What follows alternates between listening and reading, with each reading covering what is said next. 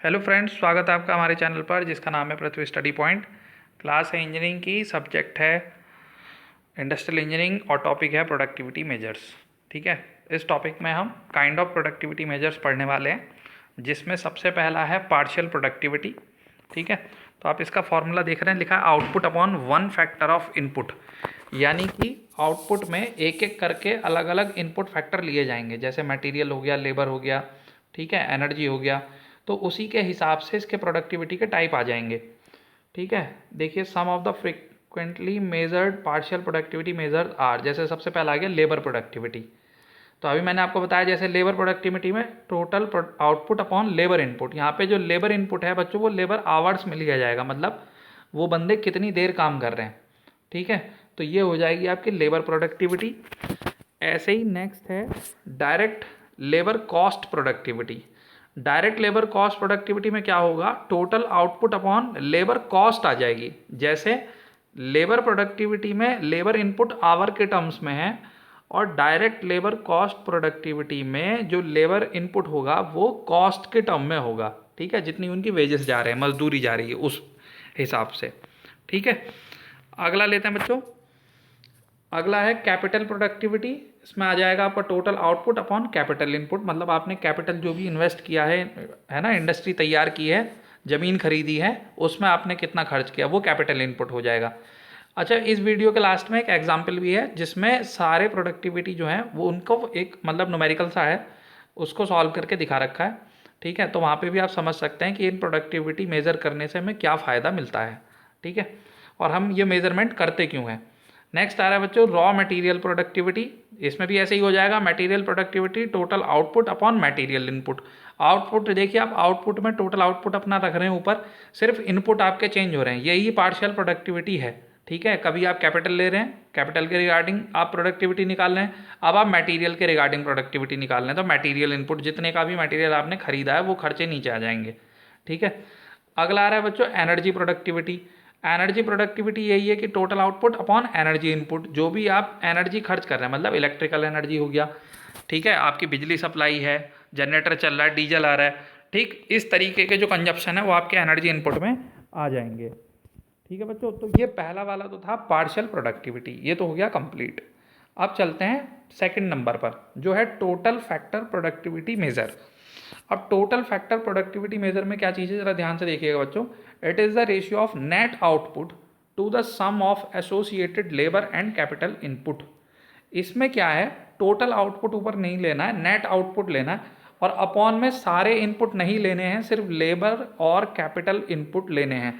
जरा ध्यान से देखिए, नेट आउटपुट का क्या फॉर्मूला बनेगा, आउटपुट में से माइनस कर दिया है गुड्स एंड सर्विस परचेज्ड, जो भी आप मटेरियल खरीद रहे हैं, ठीक है, टूल खरीद रहे हैं, सर्विस खरीद रहे हैं, कि मान लीजिए जैसे मशीनों के लिए बाहर से बंदे बुलाए जाते हैं तो वो भी पैसा लेंगे, ठीक है, सेटिंग करने के लिए या मेंटेनेंस करने के लिए, तो वो सारे खर्चे आप आउटपुट में से माइनस कर देंगे तो आपका नेट आउटपुट निकल के आएगा। और इस नेट आउटपुट को जब आप लेबर और कैपिटल के इनपुट से डिवाइड कर देंगे तो आपकी टोटल फैक्टर प्रोडक्टिविटी निकल के आएगी। क्लियर है बच्चों, ये आपको ध्यान रखना है। तीसरी प्रोडक्टिविटी पर आ रहे हैं, जो है टोटल प्रोडक्टिविटी मेजर। ठीक है, जैसा कि इसका नाम ही है टोटल प्रोडक्टिविटी मेजर, तो यहाँ पर क्या होने वाला है, यहाँ पर आपके टोटल टेंजिबल आउटपुट, टेंजिबल का मतलब वास्तविक या मेजरेबल से होता है, जिनको आप नाप सकते हैं, और नीचे आ जाएंगे टोटल टेंजिबल इनपुट, यानी कि सारे आउटपुट और अपॉन में सारे इनपुट। ठीक है, it is the ratio of total output to the sum of all input factors. ठीक है, therefore a total productivity measure reflects joint impact of all input in the producing the output। ये overall productivity बताएगा पूरी organisation की। ठीक है, क्योंकि आप पे सारे आउटपुट आप कंसिडर कर रहे हैं और सारे इनपुट कंसिडर कर रहे हैं। ठीक है, लिखा है the word tangible here refers to measurable. तो अब देखिए टोटल टेंजिबल आउटपुट में क्या क्या आ जाएगा, जो भी आपका तैयार माल है वो, उसकी कॉस्ट, पार्शियल यूनिट जो आधी बनी हुई है उनकी कॉस्ट, डिविडेंड फ्रॉम सिक्योरिटीज़, जो आपके मतलब क्या कहते हैं शेयर होल्डर लगे होते हैं, वहाँ से आपको जो प्रॉफिट मिल रहा है, जो आपने शेयर दिए कंपनी के वो, और इंटरेस्ट हो गया, और भी अगर कोई इनकम हो रही है कंपनी के रिगार्डिंग तो वो सारा आपका टोटल आउटपुट में आ जाएगा। ठीक है, इसी तरीके से बच्चों टोटल टेंजिबल इनपुट में क्या आ जाएंगे, जो भी आप इनपुट दे रहे हो, ठीक है, ह्यूमन हो गया, मटेरियल हो गया, capital, energy and other inputs. जो भी आपके खर्चे हो रहे हैं वो सारे इनपुट उसमें कंसिडर हो जाएंगे, और इन सब का ratio, total output upon total input का रेशियो टोटल प्रोडक्टिविटी कहलाएगा। बात समझ में आ गई बच्चों आपको? मैं समझता हूँ ये तीनों ही आपको क्लियर हो गए होंगे। अब हम इसको एक एग्जाम्पल से देख लेते हैं, ठीक है। एग्जाम्पल से देखेंगे तो हमें चीज़ें और क्लियर हो जाएंगी। देखिए, जैसा कि एक एग्जाम्पल लिया गया है, किसी कंपनी का कोई डाटा उठाया गया है रैंडमली, कोई सा भी, मतलब है समझने के लिए है। तो यहाँ पे आउटपुट जो भी वैल्यूज़ हैं वो रुपीज़ में लिखी हुई हैं। आउटपुट मान लीजिए 20,000 रुपये, ह्यूमन इनपुट 6,000 रुपये, मटेरियल इनपुट 2,000 रुपये, और कैपिटल इनपुट 8,000 रुपये, एनर्जी इनपुट 2,000 रुपये, और अदर मिसलेनियस इनपुट 1,000 रुपये। ये किसी फिक्स टाइम के लिए, किसी फिक्स मतलब किसी कंपनी का डाटा ले लिया हमने, किसी पर्टिकुलर टाइम के लिए लेना पड़ता है। तो अब हम इसके लिए कहेगा कंप्यूट वेरियस प्रोडक्टिविटी इंडाइसेस। तो हम डिफरेंट टाइप की प्रोडक्टिविटी यहाँ पे कंसिडर करेंगे, और आपको ये भी समझाने की कोशिश करेंगे कि हमें प्रोडक्टिविटी निकालने से हमें क्या फ़ायदा हो रहा है, मतलब क्या पता चल रहा है कि हम ये प्रोडक्टिविटी निकाल ही क्यों रहे हैं, ठीक है। तो अब जरा ध्यान से देखना बच्चों। सबसे पहले हमने ली लेबर प्रोडक्टिविटी। तो जो फॉर्मूले आपको ऊपर बताएं वही यहाँ पर यूज़ होने। तो आउटपुट अपॉन ह्यूमन इनपुट। तो आउटपुट आपका 20,000 है और लेबर इनपुट आपका कितना है, 6,000 रुपये का है। तो आपकी प्रोडक्टिविटी आ गई 3.33। अब यहाँ पे मैं आपको बच्चों समझाने की कोशिश करता हूँ, ज़रा ध्यान दीजिएगा कि प्रोडक्टिविटी से क्या पता चल रहा है। सपोज़ कीजिए आपने एक दिन किसी भी टाइम में ये प्रोडक्टिविटी निकाली, वो 3.33 आई, ठीक है। आपने आउटपुट के कंसिडर में ह्यूमन इनपुट ले लिया। अब अगर क्या होगा, ये प्रोडक्टिविटी रेशियो अगर अप डाउन हो रहा है, अभी अप डाउन कैसा होगा वो भी समझिए। मान लीजिए 20,000 आउटपुट बनाने के लिए ही आपका इनपुट बढ़ जाए, किसी दिन 6,000 की जगह 6,500 बैठ जाए, ओवर टाइम करना पड़ जाए, है ना। तो क्या होगा, आपका इनपुट बढ़ेगा तो आपकी प्रोडक्टिविटी डाउन होगी। तो अब मैथ का है सीधे कि ना, ये चीज़ अगर बढ़ेगी, डिनोमिनेटर बढ़ेगा तो आपका आउटपुट जो है वो घट जाएगा, मतलब हर की वैल्यू बढ़ेगी तो यहाँ पे आपकी जो वैल्यू है वो घट जाएगी, ठीक है। तो आपको ये पता चल जाएगा कि आज 20,000 पीस बनाने में इनपुट बढ़ा, ठीक है, इसी वजह से हमारी प्रोडक्टिविटी डाउन हुई है। आप कहेंगे कि अगर आप प्रोडक्टिविटी निकाल लेंगे, प्रोडक्टिविटी 3.3 से कम आ रही होगी, तो आप समझ जाएंगे कि आज इतने ही पीस बनाने के लिए हमें ज़्यादा लेबर खर्च करनी पड़ी, ठीक है। अब आप समझ पा रहे होंगे कि हम अलग अलग प्रोडक्टिविटी क्यों निकाल रहे हैं, ताकि हर चीज़ का ये पता चल पाए कि क्या लेबर का सही यूटिलाइजेशन हो रहा है, क्या कैपिटल का सही यूटिलाइजेशन हो रहा है, क्या टूल्स का सही यूटिलाइजेशन हो रहा है, मटेरियल का सही यूटिलाइजेशन हो रहा है, एनर्जी का सही यूटिलाइजेशन हो रहा है। आप समझ पा रहे हैं ना। इसीलिए हम अलग अलग पार्शियल प्रोडक्टिविटी का यूज़ कर रहे हैं।